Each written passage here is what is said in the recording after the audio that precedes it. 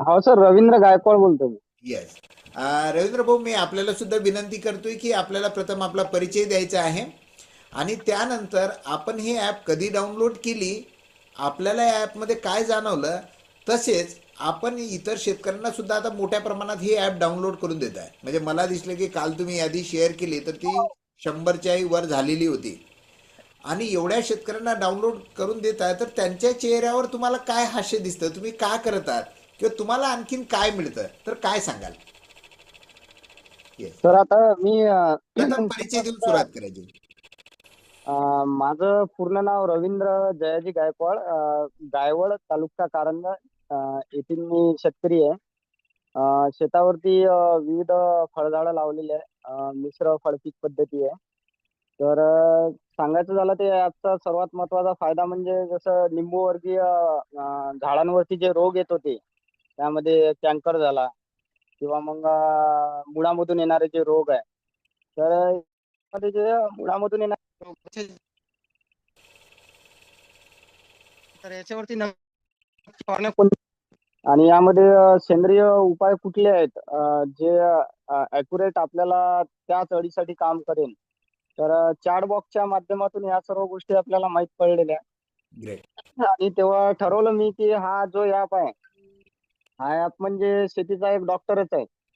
कारण जी माहिती एका म्हणजे कृषी पदविकाधारक व्यक्तीला माहिती नसते, ते सर्व हा AI तंत्रज्ञानाद्वारे म्हणजे फटाकन एका मिनिटात आपल्याला माहिती पडते.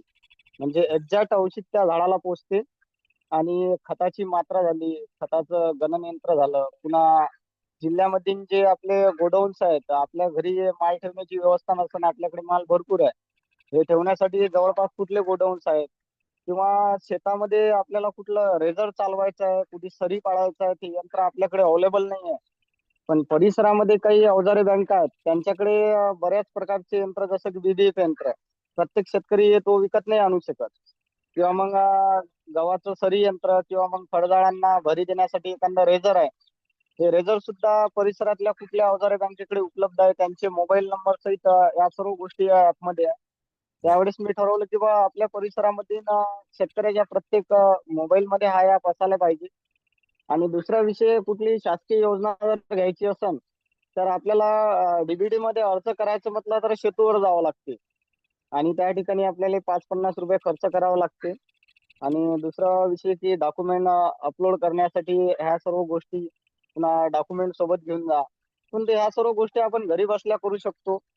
आणि शेतामध्ये जेव्हा कधी आपल्याला वेळ राहते, आपण झाडाच्या सावलीमध्ये बसेल राहतो, त्यावेळेस ज्या पद्धतीनं आपण YouTube पाहतो, Facebook पाहतो, त्यावेळेस जर आपण हा ॲप जर पाहिला, तर या ॲपच्या माध्यमातून आपल्याला शेतीची जी माहिती आहे, म्हणजे यामध्ये औषधाचं नियोजन झालं, खताचं नियोजन झालंय.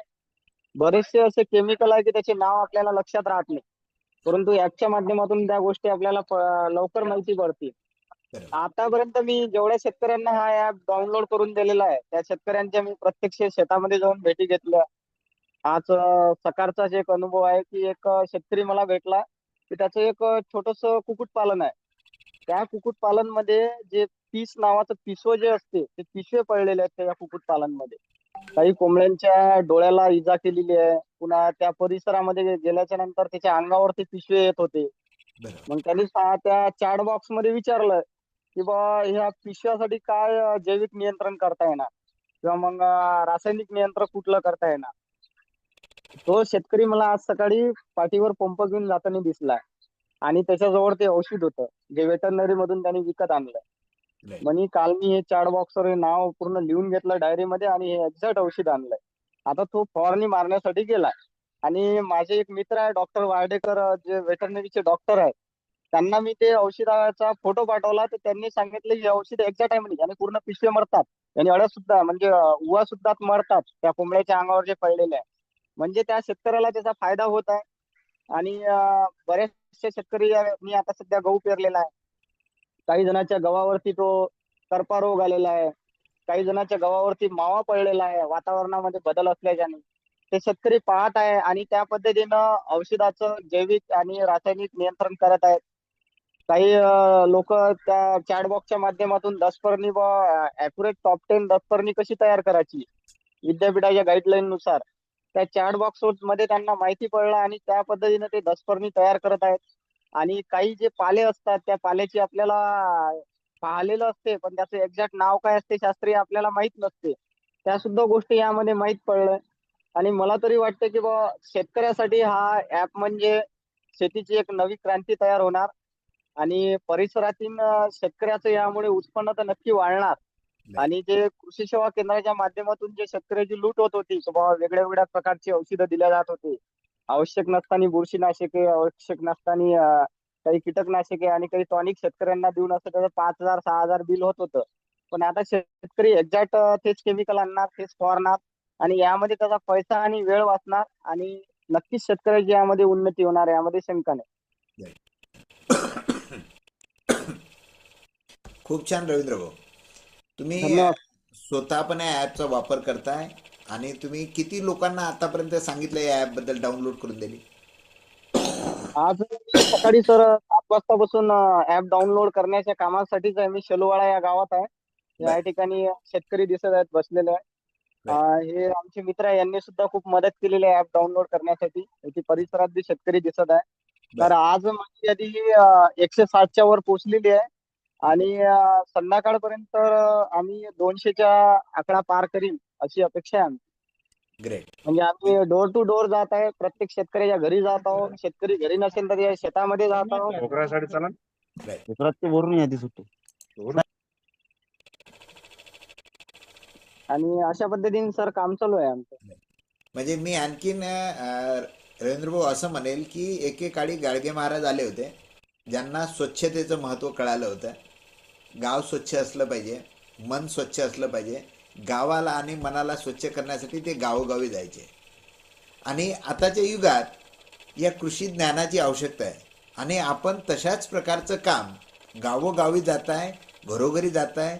मला माहिती आहे हे करणं सोपं पण नाही आहे. म्हणजे तुम्ही एखाद्या शेतकऱ्याला सांगायला जात असाल, कदाचित तो तिथून निघून जात असेल, कदाचित तुम्हाला म्हणत असेल यांना काही काम नाही का, तसं त्यांना त्रास झाला, कदाचित तुम्हालाही त्रास होत असेल. परंतु तरी तुम्हाला महत्त्व कळालं की आताच्या युगामध्ये ही गोष्ट प्रत्येक शेतकऱ्यांपर्यंत जाणं आवश्यक आहे. ज्यामुळे आज तुम्ही सांगताय त्याप्रमाणे त्यांचा खर्च वाचणार, ज्यामुळे परत त्यांचं निव्वळ उत्पन्न वाढणार. आणि असं महान आपण काम करताय. नक्कीच आपल्या कामाला सुद्धा रवींद्र भाऊ सॅल्यूट आहे. धन्यवाद. उत्तरोत्तर अधिक आपलं काम हे अधिक चांगलं व्हावं यासाठी सुद्धा मी शुभेच्छा देतोय. खूप छान. धन्यवाद सर. धन्यवाद. Yes. त्यानंतर